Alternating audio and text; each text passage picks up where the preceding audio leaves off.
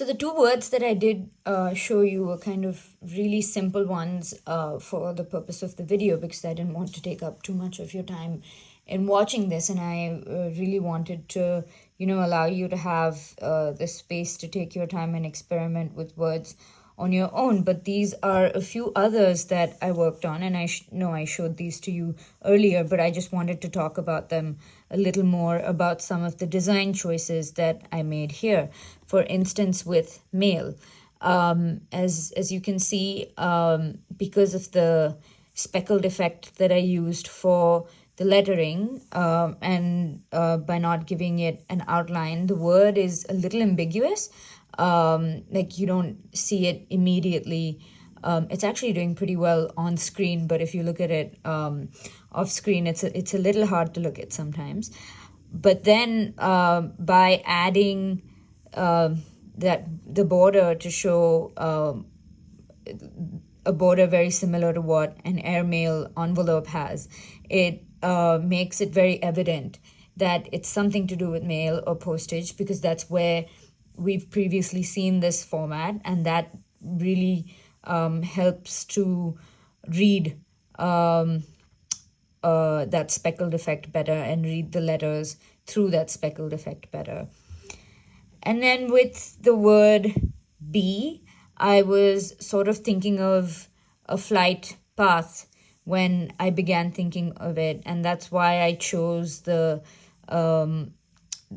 more cursive and flowy lettering.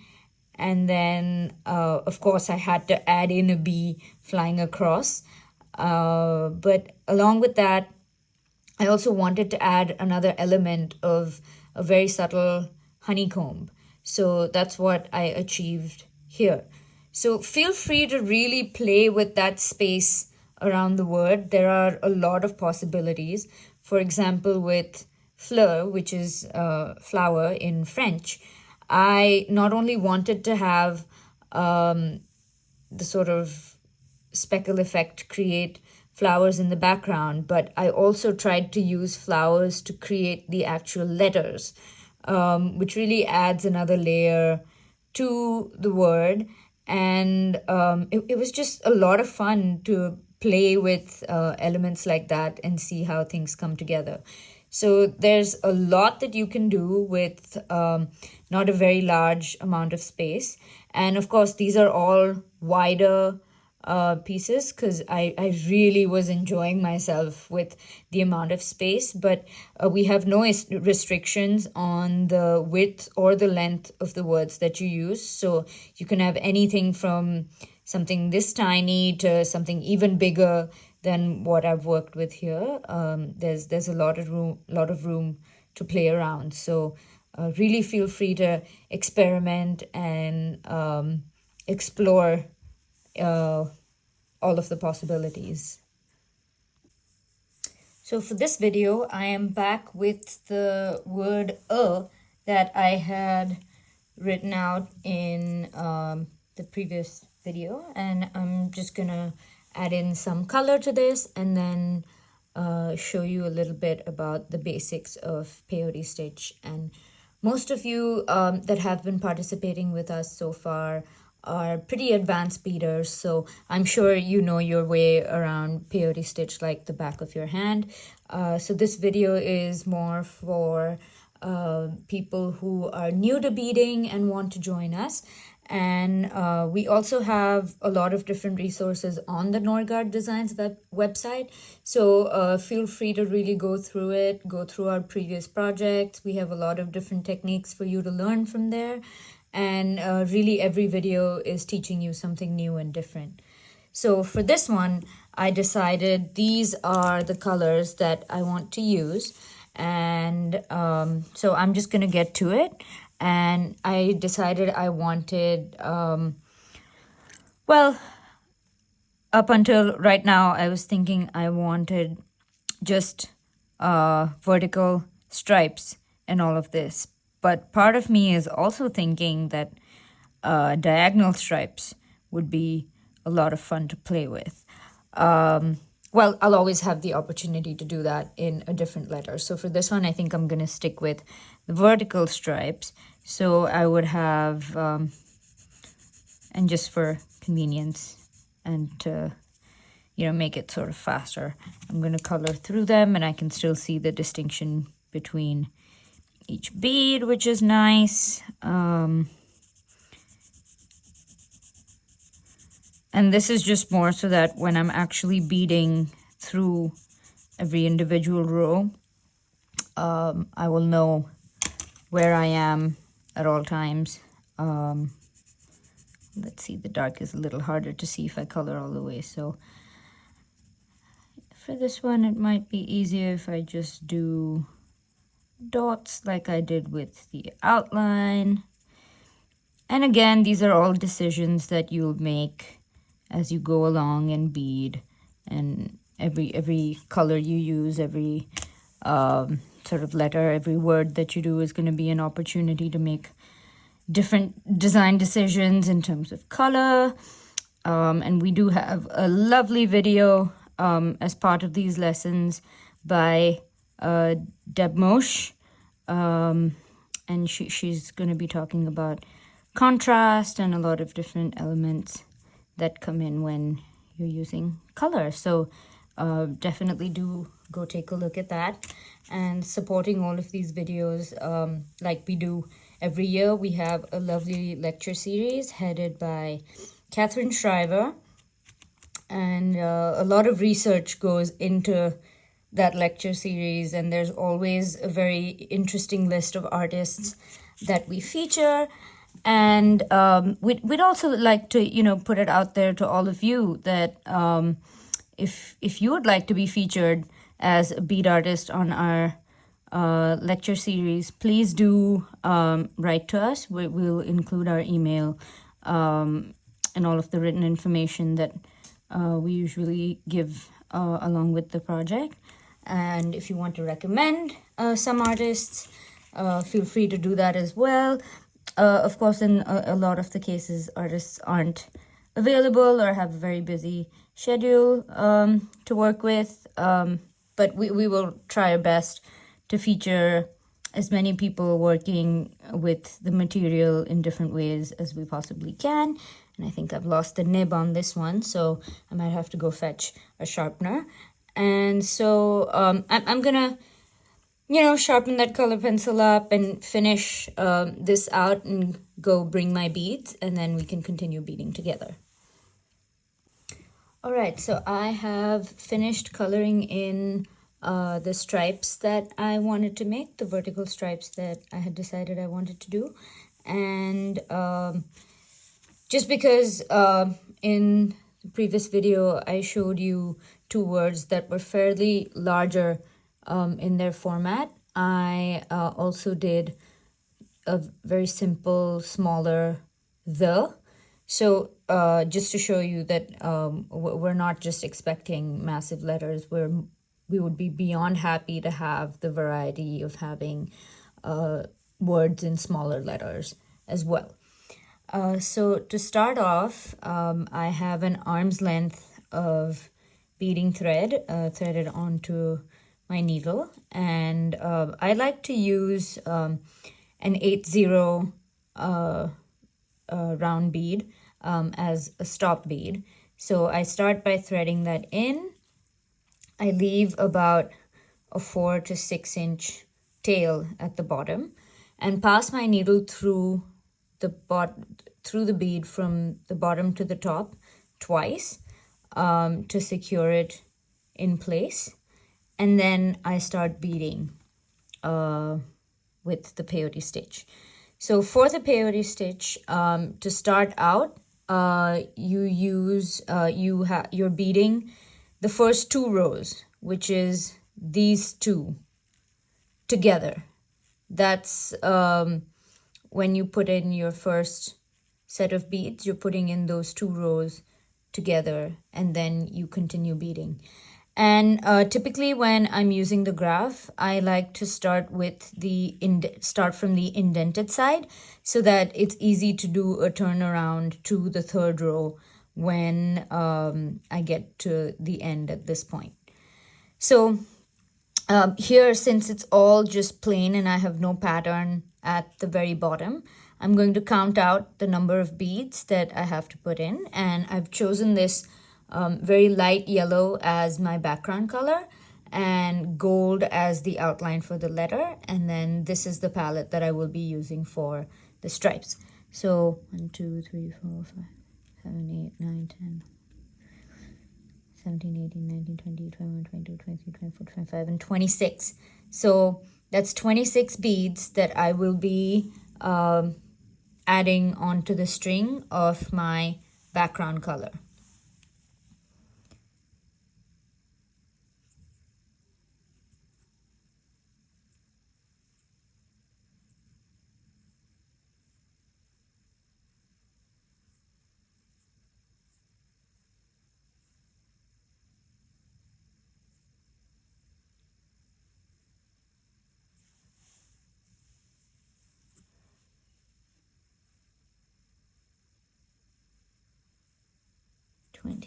There we go. And I push them all the way down to the bottom, all the way to the stop bead that I had added. And now I start with row 3, which is this bead here. So I pick up a bead and I pass through not the bead that not the first bead that my thread is coming out of, but the bead behind it, the bead just after, so the second bead. So you'll have 3 beads sitting sort of like this. You'll have 2, one on top of another, and then the bead that you pass the needle through will make this second row, so to speak. So next is another yellow bead for the background. So again, I skip a bead and go through the next bead. So not the bead that my thread is passing through. So if my thread is passing through this bead here, I skip the one that comes right after and go to the next. I now have 2 beads, one after another, of the outline of the letter A. So I pick up 1 gold, and then another, skip the next bead and go to the third one and pass through. And you keep going on the same way to the end of the row. So that's 1, 2, 3, 4, 5, 6, 7, 8, 9 more of just the background color. And so here, now that I notice that I don't have that this part of the letter is starting on a row that's different from the other one, I can always just go back in and add a few more beads right here to make sure that they're even. So I would possibly add 1 here and 1 there. And they don't have to be exactly the same. They don't even have to be even, but you have the opportunity to make that change even while you're beading. So, all right. I added the 2 gold and 1 yellow. So 1, 2, 3, 4 more yellows before I have to add any more gold.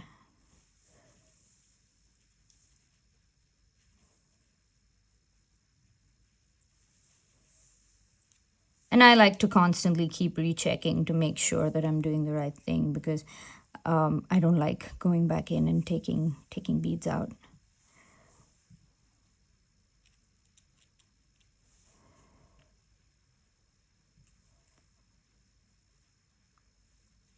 There we go.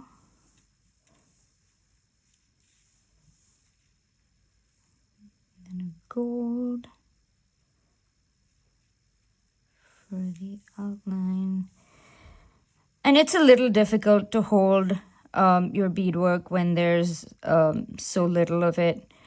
So it's best to, you know, pinch it between your thumb and your index finger. And as you go on and complete more rows, it gets easier because there's just more work for you to hold on to. And just putting in the last bead there, please make sure you don't pass through that stopper bead. That bead is not part of the beadwork. It's just what's holding everything in place right now. But eventually, we will have the opportunity to take that out and just knot the thread back in. So yeah, definitely do not pass your needle and thread through that bead. And it's time to now turn around, and we're going back in this direction from here. And so on the next row, I have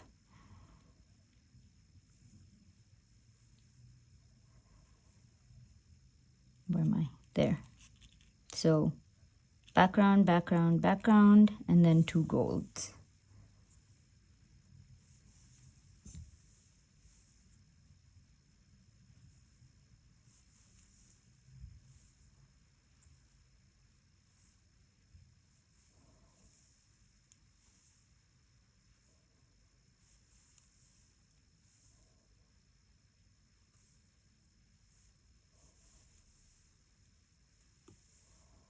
And then again, 1, 2, 3, and 4 of the background.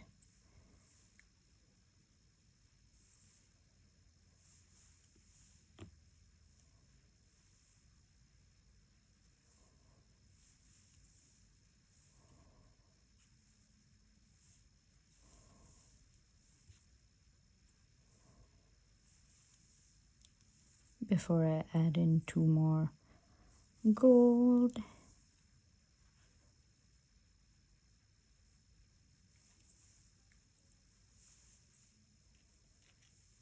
And then 2 more of the background color.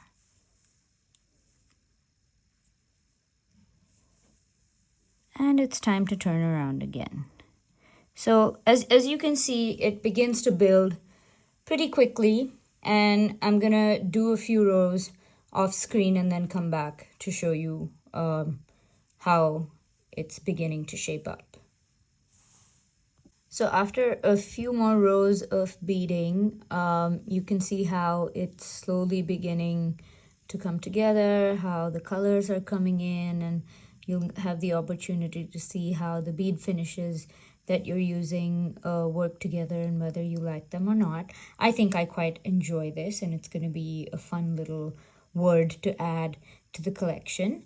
And so I've sort of stopped here to take the opportunity to show you how to tie a knot if your thread is, if you're beginning to, you know, kind of get short on thread, and then how to add a new piece of thread. So I've reached the end of my beadwork here. So I've reached one edge, and I'm just going to do a turnaround into the bead at the very bottom and go up through a few beads into the row. And it's nice if you're using a looser tension while beading, and if your beadwork is not too crispy, because that allows you space for a lot of things like hiding your knots in the middle, and would also even help us to attach them together moving forward. If you followed along with all of the global projects before, we don't decide what the final piece is going to be until we have a lot of the components come in from all of you, and then based on what we have received, a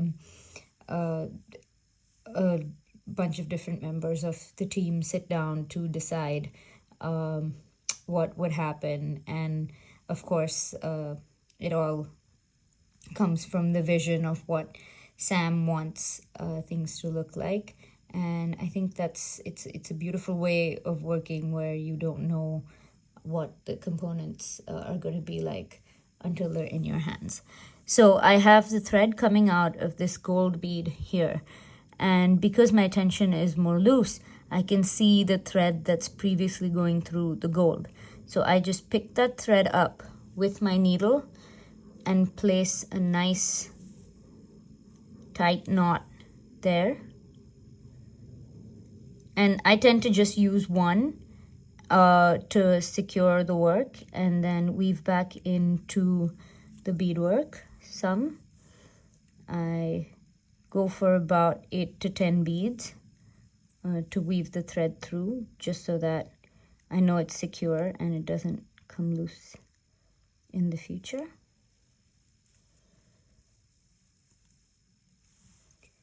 And then I cut.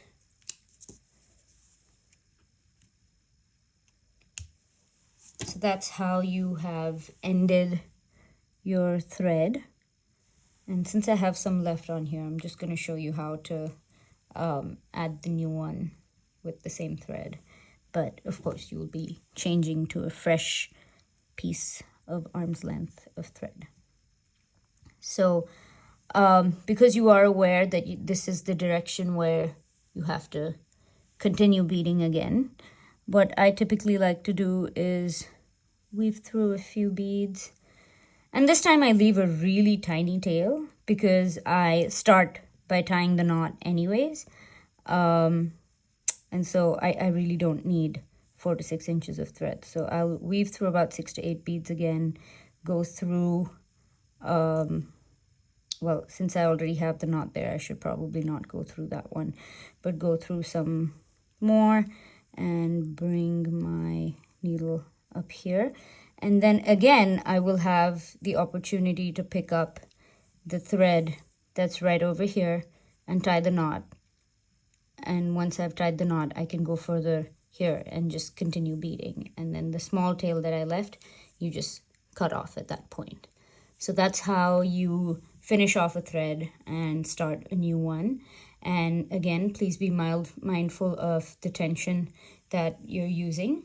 As I like to call it, crispy beading is not the easiest to work with when you're connecting multiple components together. So it would be nice to have the pieces less taut. So I'm back with a fresh thread all ready to go. If the tail that you left at the very beginning is bothering you, you can take this opportunity to just remove the loops that you made around the bead and take that 8-0 bead off, and you can use the same method to tie your thread in and cut it off. And I'm going to continue beading this, and I've brought my thread back to the exact place where we left off before we changed threads. So I'll keep going with this, and be on the lookout for pictures of it on Facebook. But until then, thank you so much for following along, and thank you so much to the Beadworkers Guild and International Beading Week for having us each year. We're really having a good time with all of the projects. If any of you are at all wondering what's going on with the projects from all the previous years, we do have a video by Sam Norgard included this year, where she takes you through kind of like a progress report of where we are on everything. Some of them are closer to finishing, and some of them are, beginning to take shape into their final form. So it's very exciting here at Norgard Designs, and we're very excited that you all keep coming each year and keep contributing. I know everyone is really excited to see what the finished products are looking like, and we have a lot of different teams working on the finished pieces. So fingers crossed, we're hoping to get you updates and get you images of final pieces soon. But hang in there with us. Thank you so much for supporting everything that we do. And we're looking forward to seeing all of the beautiful work that you guys send in. Once again, please do watch all of the lectures and videos that come with the Globals, not only this year, but every year. They are all available online for you to access at any time at www.norgard.com. norgarddesigns.com, and we'll include the link and emails and contact information and links to the Facebook page where you can be a part of the community and discuss different ideas. That's really what we make those Facebook pages for, so that we can all see what we're doing and help each other out. And if you have any questions, please feel free to get in touch. And we're really excited. So thank you so much.